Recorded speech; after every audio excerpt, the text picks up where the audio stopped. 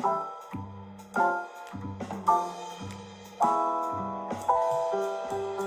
hey guys, how are you? Today is Thursday and it is National Jazz Music Day.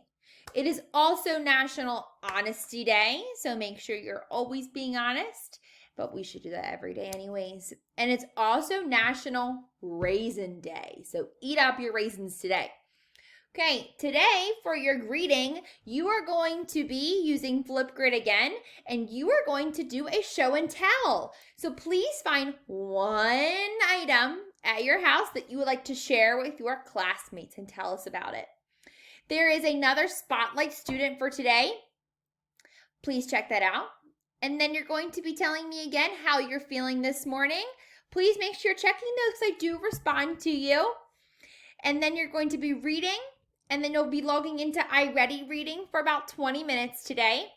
Then you'll take a brain break. You're going to log into iReady Math and please complete one lesson. And then you have a very fun activity today, a math project.